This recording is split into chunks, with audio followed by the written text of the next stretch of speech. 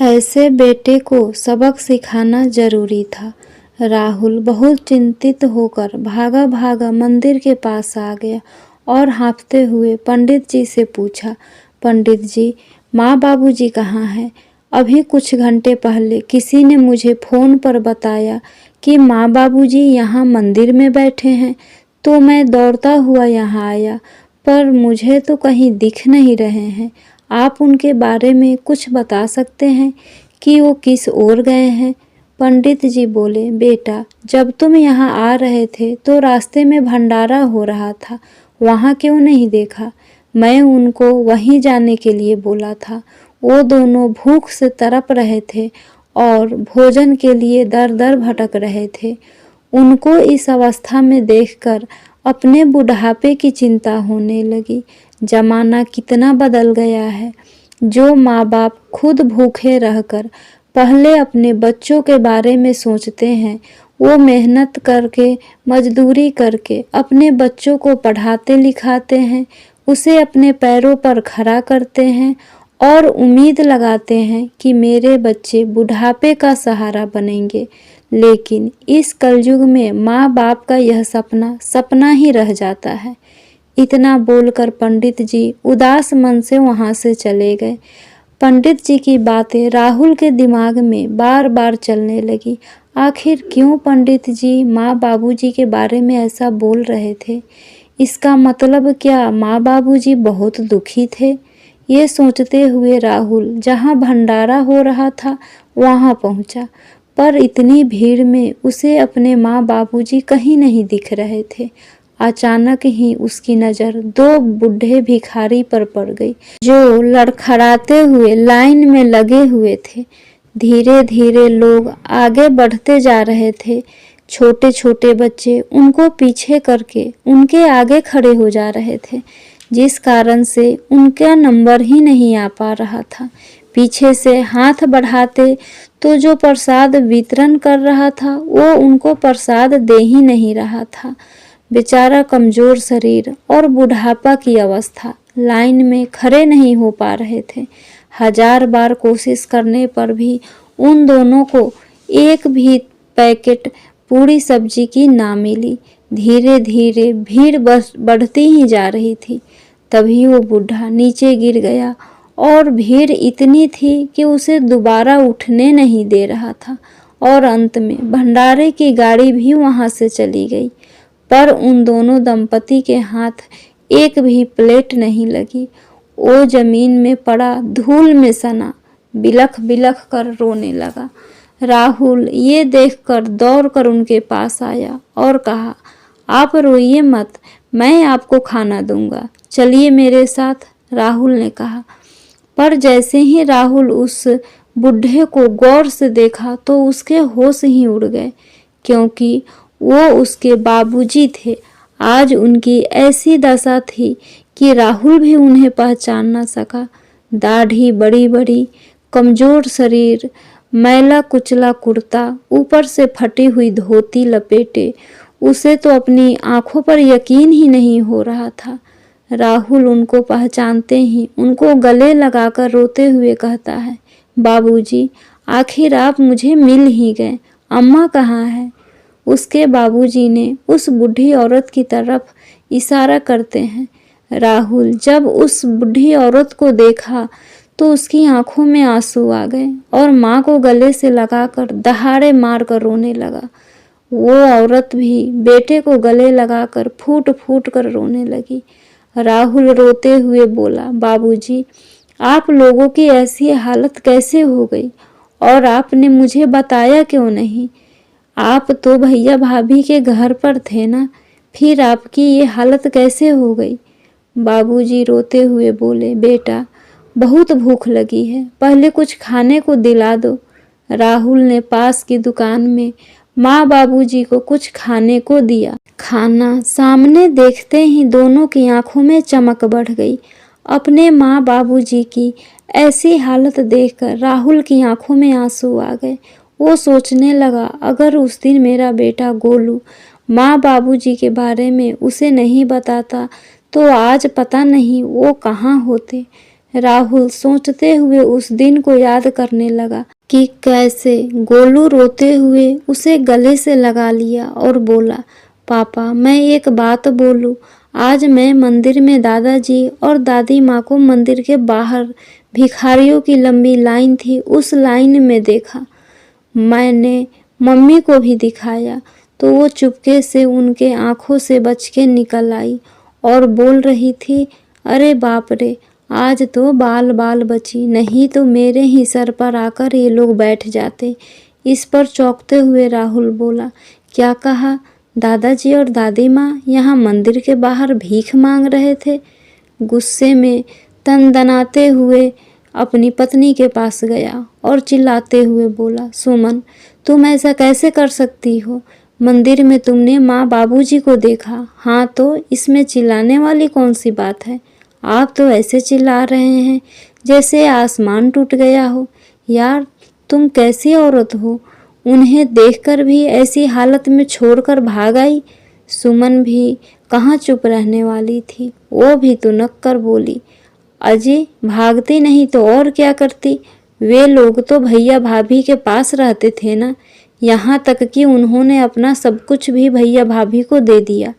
फिर हमें उनसे क्या मतलब?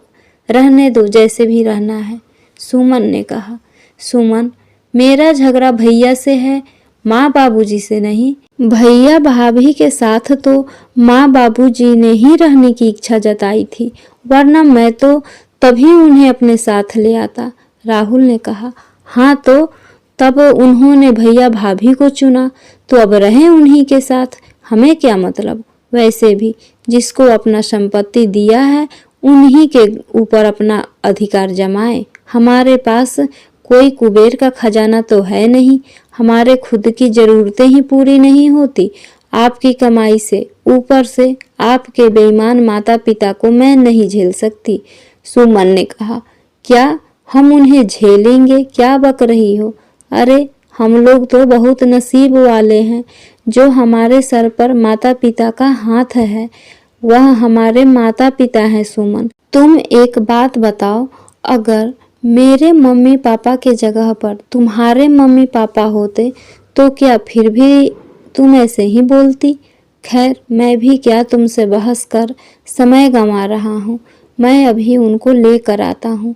और राहुल घर से निकल गया। सुमन बोली, अरे आप कहाँ चले? हे भगवान, मैं खुद ही अपने पाँव पर कुल्हाड़ी मार ली और ये भैया भाभी बहुत चालाक निकले। मैं अभी उनसे बात करके देखती हूँ कि आखिर बात क्या है। हेलो, हाँ भाभी, आपने तो बहुत चालाकी की, माँ बाबूजी का सारा धन संपत्ति लेकर उनको रोड पर भटकने के लिए छोड़ दिया। तभी उसकी जेठानी किरण बोलती है, अरे उससे ज़्यादा तो ये लोग अपने बीमारी में खर्च करवा लिए, ऊपर से सेवा करवाए मुफ्त में। कभी बूढ़े के लिए खिचड़ी बनाओ तो कभी बूढ़ियों के लिए रोटी, कभी बूढ़ा बीमार तो कभी बुढ़िया बीमार। अरे मेरे घर का तो अस्पताल बनाकर रख दिया था, अभी भी ना निकलती तो पता चलता कि हमारे ही घर से निकलने की नौबत आ जाती। और सुन, ये सिर्फ मेरे सास ससुर ही नहीं हैं, तेरे भी हैं। इतने दिनों तक इन्हें हमने झेला, अब तुम लोग झेलो। चलो अच्छा हुआ यहाँ से निकलकर वो तेरे पास गए, राहत मिली हमें। इतना कहकर किरण ने फ़ोन रख दिया और उधर सुमन गुस्से से लाल हुई सोच रही थी कि अब वो क्या करे कि उसके सास ससुर यहाँ से चले जाएं। लगभग 1 घंटे बाद राहुल अपनी माँ और बाबूजी को लेकर घर आ जाता है। अंदर आते ही राहुल सुमन को आवाज़ देने लगता है और जब सुमन आती है राहुल उससे कहता है, सुमन माँ बाबूजी के लिए पानी लाओ। सुमन झूठ मूठ का दुखी होने का नाटक करते हुए किचन में पानी लाने चली गई। रसोई में जाकर सुमन बड़बड़ाने लगती है, ये पूरी जिंदगी यहीं रहेंगे, मेरे खोपड़ी पर नाक में दम करके रख देंगे। भैया भाभी ने तो अच्छी चाल चली, अब रहो उनके साथ और उनकी सेवा करो। इधर राहुल अपने माँ बाबूजी से पूछता है, ये सब क्या है बाबूजी? आप लोग यहाँ मंदिर के बाहर भीख क्यों मांग रहे हैं? भैया कहाँ है? क्या बताऊं बेटा, रोहन और किरण ने हमें घर से निकाल दिया। हमारे पास और कहीं जाने का रास्ता नहीं था, तभी इस शहर में तेरे पास आ गए। पर यहाँ आकर जाना तूने अपना पुराना पता बदल दिया है, इसलिए हम मंदिर में ही बैठ गए, क्योंकि हमारे पास ना तो वापस लौटने का पैसा था और ना ही तेरा पता ही मालूम था, तो भगवान जी को अपना शहर बना लिया। बाबूजी ने कहा, पर भैया भाभी ने तो बड़े जोर के साथ आपकी जिम्मेदारी ली थी, फिर ऐसे कैसे घर से निकाल दिया? वो घर आपका है बाबूजी, वो ऐसा कैसे कर सकते हैं? आप लोग मेरे साथ चलिए उनके खिलाफ रिपोर्ट लिखवाने, फिर अकल ठिकाने आएगी। राहुल ने कहा, बेटा कोई फायदा नहीं होगा, क्योंकि उसने मुझसे छल से वो घर ले लिया, अपने नाम करवा लिया।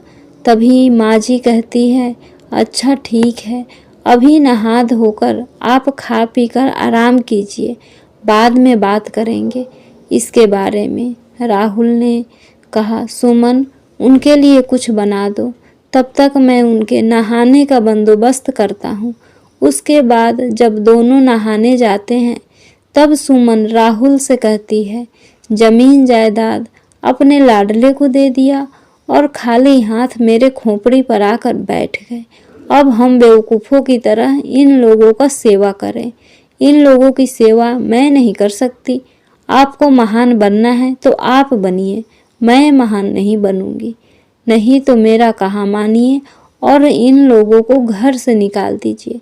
तभी राहुल चिल्लाते हुए बोला, एकदम चुप हो जाओ सुमन, तुम मेरे माँ बाप के बारे में ऐसा कैसे कह सकती हो? ये मत भूलो कि ये कोई सामान नहीं है जिसको पसंद ना आने पर घर से बाहर फेंक दिया जाए।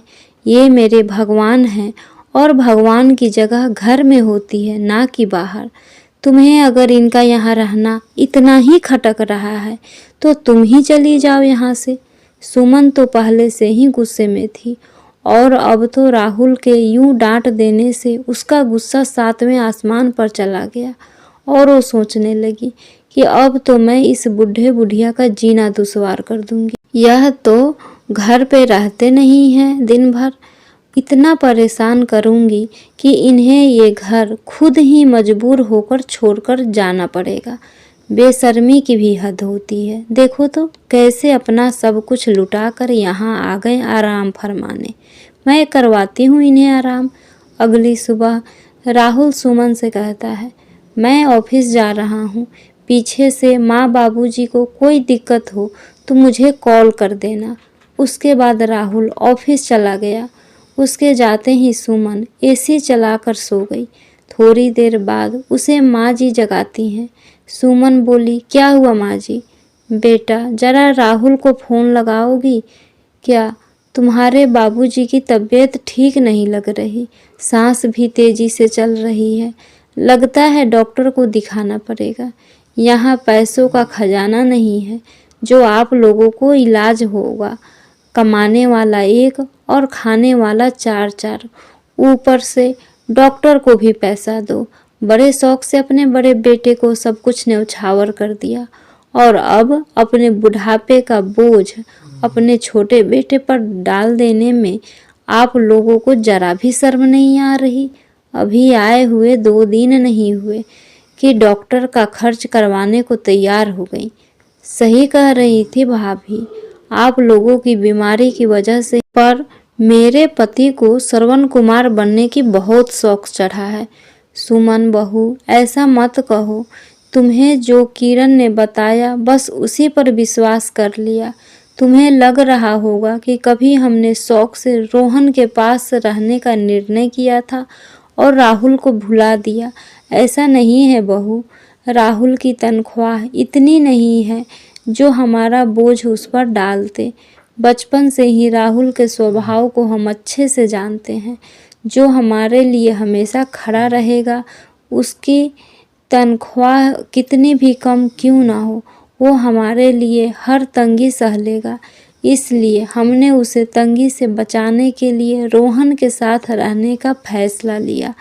रोहन और किरण ने जाने कितने अत्याचार करते रहे हम पर, फिर भी अपना मुंह बंद कर अपना जीवन जी रहे थे।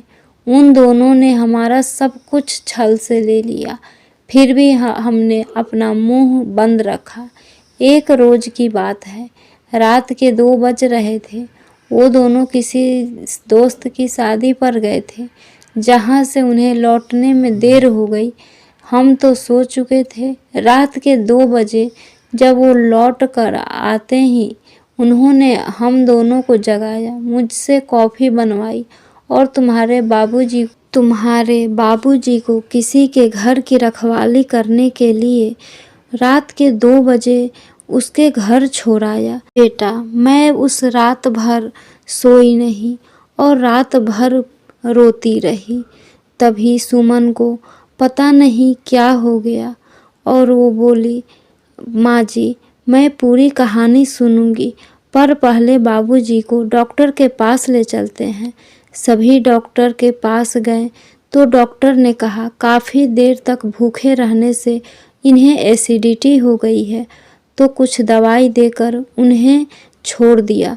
सुमन को बुरा लगा कि उसने सुबह से कुछ भी नहीं बनाया था, तो बेचारा खाते क्या। वो घर आते ही माँ जी और बाबूजी के लिए खिचड़ी बनाती है। बाबूजी खिचड़ी खाते ही उनका चेहरा खुशी से खिल गया और खिचड़ी खाते ही बाबूजी कहते हैं, सच कहता हूँ बहू, इतना अच्छा खाना आज ना जाने कितने दिनों बाद खा रहा हूँ। बच्चे जब पैदा होते हैं वो तन से लाचार होते हैं, तो उसको माता पिता के सहारे की ज़रूरत होती है, और जब माता पिता बुजुर्ग हो जाते हैं तो उन्हें अपने बच्चों की सहारे की ज़रूरत होती है। पर अफसोस, बच्चे वो सहारा देना नहीं चाहते। उन्हें लगता है कि वो अपने माता पिता को झेल रहे हैं। 2 वक्त की रोटी क्या देते हैं, उनको लगता है उन पर एहसान कर रहे हैं, और इसी भ्रम में कब उनका भ्रम अत्याचार में बदल जाता है ये उन्हें भी महसूस नहीं होता। वो तो भला हो ईश्वर का कि हमें 2 बेटा दिए। जब एक बेटा हमें घर से भगा दिया तो दूसरे बेटे बहू ने हमें सहारा दिया। बस अब चैन से मर पाऊंगा, वरना तो ऐसा लग रहा था कि शायद हमें मुखाग्नि भी नसीब ना होगी। तभी सुमन रोते हुए बोलती है, मरे आपके दुश्मन बाबूजी, आगे से ऐसी बातें मत करना। जब भैया भाभी इतना सब कुछ कर रहे थे तो आप लोग पहले ही यहाँ क्यों नहीं आ गए। इस महंगे ज़माने में राहुल की कमाई अच्छी नहीं थी, इसलिए हम उस पर बोझ नहीं बनना चाहते थे। बहू, इस महंगाई में वो अपना घर किसी भी तरह चला रहा था। गोलू की पढ़ाई भी ज़रूरी है, उस पर से अब हम दोनों उसके सिर पे आ गए। बहू, मैं सच कह रहा हूँ, तुम लोगों के यहाँ आकर तुम लोगों की और परेशानी हम नहीं बढ़ाना चाहते थे। रोहन की कमाई बहुत अच्छी थी, लेकिन उसने मुझे तिल तिल करके मारा। लेकिन राहुल की कमाई कम होने के बावजूद भी हमें सहारा दिया। सुमन रोते हुए बोली, माँ जी, यही सब सोचकर मैं भी परेशान हो रही थी, पर मैं मूर्ख थी। मैं जो ये सब सोच रही थी, क्या हुआ हम सब सूखी रोटी ही खा लेंगे, पर परिवार बनकर साथ तो रहेंगे। क्या फ़ायदा इतनी धन दौलत का जो अपनों को ही साथ ना रखे। बहू हमें तो बड़ी बहू सूखी रोटी ही दे देती थी, कहती थी हम इतना दे रहे हैं वही बहुत बड़ी बात है। पर जब उसके मायके वाले आते थे तो 20 से 25 दिन वहीं रहते और उनके पीछे वो इतना खर्च करते पैसा कि मैं क्या ही बताऊँ। और हम कहीं जो गलती से भी बीमार पड़ गए तो ऐसे सुनाते हैं, पता नहीं हमने उन्हें कंगाल कर दिया। एक रोज़ की बात है, बहू के भाई भाभी विदेश से आए थे तो उसको घर का खाना खाना था। उस दिन मेरे घुटने में तेज दर्द हो रहा था। बहू ने मुझसे ढेर सारी पकवान बनवाई, ऊपर से मुझसे ही खाने की टेबल लगवाई। खाना खाने के बाद उसके भाई को कॉफ़ी पीनी थी तो रोहन ने तुम्हारे बाबूजी को जाकर बोला, सोते सोते थकते नहीं हो क्या, जाकर थोड़ा हाथ पैर चला लो, 4 कप कॉफ़ी बनाकर लाइए। जब कॉफ़ी बनाकर ले गए तो सबके सामने में एक घूंट पीकर रोहन ने बोला, सारा मूड खराब कर दिया, एक काम भी ठीक से नहीं करते। तभी उसके भाई बोला कि जीजू आप मेड से क्यों नहीं बनवाएं। तभी किरण बोली, अरे इन लोगों को क्या बैठाकर खिलाती रहूं मैं, इस बूढ़े बूढ़ियों को सताने का एक भी मौका नहीं छोड़ती हूँ मैं। उसके बाद फिर से सभी ठहाके लगाकर हंसने लगे। ये सुनकर मैं रो पड़ी। बहू, हमने उस घर में क्या नहीं झेला, भूखे रहें, गालियाँ खाई, जिल्लत सही और तो और मार भी खाई, पर फिर भी उनको जरा भी तरस ना आया हम पर। वो घर भी यह कहकर ले लिया कि हमारे सर पर बैठे हैं तो हमारे सर को ढकना भी होगा। जब हम मना करने लगे, क्योंकि मुझे उस घर का दोनों भाइयों में बंटवारा करना था, तो इस पर छल करके घर के टैक्स पेपर कहकर मुझसे दस्तखत करवा लिए रोहन ने। मुझे आज भी याद है, रोहन की साली की शादी थी, हीरे का सेट दिया रोहन ने, और जब मैं अपने चश्मे को बदलवा कर दूसरा लाने को कहा, क्योंकि उससे मुझे कुछ नज़र नहीं आ रहा था, तो इस पर रोहन ने मुझे क्या कुछ नहीं कहा। कहा अब तो ऊपर जाने का समय हो गया है, तो क्या होगा ये चश्मा लेकर, आप लोग तो मेरे पैसे बर्बाद करने के तरीके ढूंढते हो। बाबूजी ने कहा, हमें एक एक रुपए के लिए, खाने के लिए रोहन के आगे हमेशा गिड़गिड़ाना पड़ता था। हम तो बस इसे ही अपना किस्मत समझकर अपने आंसुओं को पी रहे थे, अब क्या ही कर सकते थे। सुमन ने कहा, माँ जी, बाबूजी, जो हो गया सो हो गया, अब आप लोग यहीं रहेंगे और हो सके तो मुझे भी माफ़ कर दीजिए। उसके बाद बाबूजी और माँ जी राहुल और सुमन के साथ खुशी से रह रहे थे। फिर एक दिन अचानक रोहन और किरण सुबह सुबह राहुल के घर धमक पड़ते हैं। तब राहुल दफ्तर के लिए निकल रहा होता है, तो वो रोहन और किरण को देखते ही उनसे कहता है, कहाँ चले आ रहे हैं आप दोनों, आप लोगों को यहाँ आने की इजाज़त किसने दी, अब क्या देखने आए हैं आप, यहीं कि माँ बाबूजी जिंदा है या नहीं, छी, आप लोगों को शर्म भी आती है या नहीं। देख राहुल, हमें अपनी गलती का एहसास है, इसलिए हम माँ बाबूजी से माफ़ी मांगने आए हैं और उन्हें अपने साथ ले जाने आए हैं, रोहन ने कहा। तभी राहुल चिल्लाते हुए बोला, पर अब माँ बाबूजी हमारे साथ ही रहेंगे, आप लोगों को जितना सताना था सता लिया उन्हें, अब वो और कहीं नहीं जाएंगे, आप लोगों का अत्याचार नहीं सहेंगे, आप लोग जा सकते हैं यहाँ से, राहुल ने कहा। तभी बाबूजी बोले, राहुल, हम यहाँ खड़े हैं, हमसे भी तो पूछ लो कि हम रोहन के साथ जाना चाहते हैं या नहीं।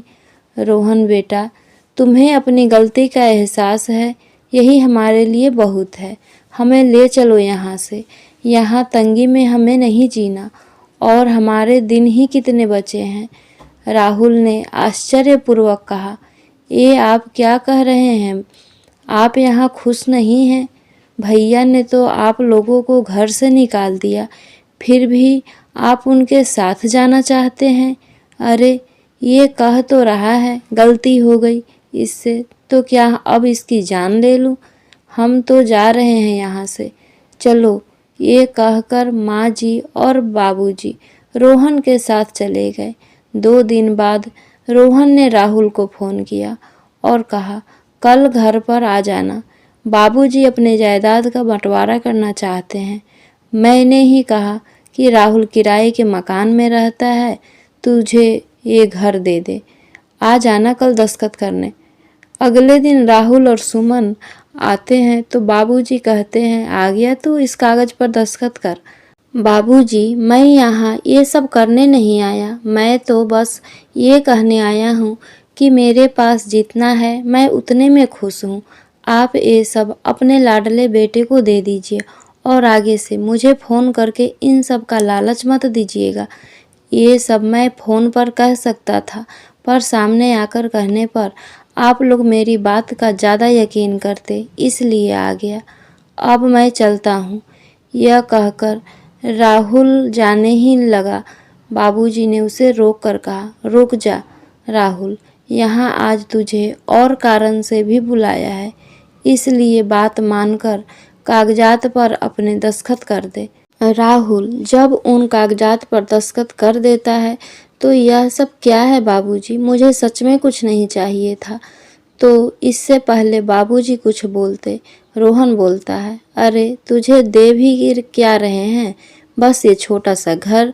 तुझे पता है हमारे गांव वाली ज़मीन जो कि कई सालों से बंजर पड़ी थी, उसका सौदा हो गया है पूरे 6 करोड़ में, और इसे लगता है वो ज़मीन मैंने इसे दे दी, बाबूजी ने कहा।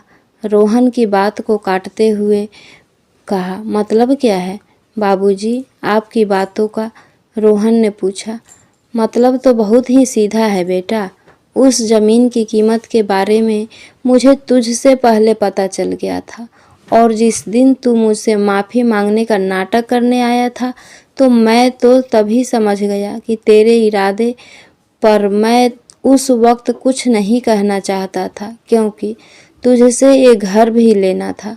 तू तो बड़े पैसे कमाता है ना, जिसका घमंड है तुम दोनों को, तो जाओ अपने पैसों से ही अपना मकान बना लो। मेरा एक ही बेटा है और मेरा सब कुछ बस इसी का है। राहुल बेटा, तू भले पैसों से अमीर नहीं है पर दिल का अमीर है, और अब पैसों से भी अमीर बन गया। उस दिन जब रोहन घर पर आया था वो मुझसे सौदे की बात करने ही आया था, और मैं भी उससे सौदा किया कि मैं वो ज़मीन इसके नाम करूँगा अगर ये घर तेरे नाम कर दे। अब इस पैसों से एक कपड़ों का बिजनेस कर लो। तुम्हारा ये वर्षों का सपना था जो अब जाकर साकार हुआ। बेटा हम तेरे साथ हैं। तभी रोहन ने कहा, बाबूजी आपने मेरे साथ बहुत गलत किया, आपको मुझे हिस्सा देना ही पड़ेगा, वरना मैं कोर्ट तक जाऊंगा और कहूँगा कि आपने धोखे से मुझसे सब कुछ लेकर मेरे भाई को दे दिया, रोहन ने चिल्लाते हुए कहा। तभी बाबूजी एक जोरदार तमाचा उसके गाल पर रख दिया और बोले, तुम अभी मेरे आँखों से दूर हो जाओ, तुम्हें यहाँ से जाना ही होगा। जिस तरह तूने मुझे घर से निकाला था उसी तरह आज मैं तुम्हें अपने घर से निकालता हूँ। ज़्यादा बदतमीजी करोगे तो मैं अभी पुलिस को फ़ोन करके बुलाऊंगा और थाने में डाल दूंगा। बाबूजी अपने फैसले पर अडिग रहे। तभी राहुल और उसकी पत्नी माँ जी और बाबूजी को गले लगा लिए और बोला, माँ जी, बाबूजी, एक पल के लिए तो मैं सोच ही लिया था कि मैं नकारा बेटा हूँ जो अपने माता पिता के लिए कुछ नहीं कर सका, उनकी ज़रूरत भी पूरी नहीं कर सकता। ज़रूरी पूरी करने की क्या बेटा, तूने तो हमारे जीने की इच्छा ही बढ़ा दी। अब वाकई में परिवार के साथ हम रहेंगे, माँ जी ने कहा, और वहाँ सभी आँखों में आंसू लिए मुस्कुराने लगे। फ्रेंड्स, आशा करती हूँ ये कहानी आपको ज़रूर पसंद आई होगी। प्लीज़ लाइक, सब्सक्राइब और शेयर करना ना भूलें। Thank you.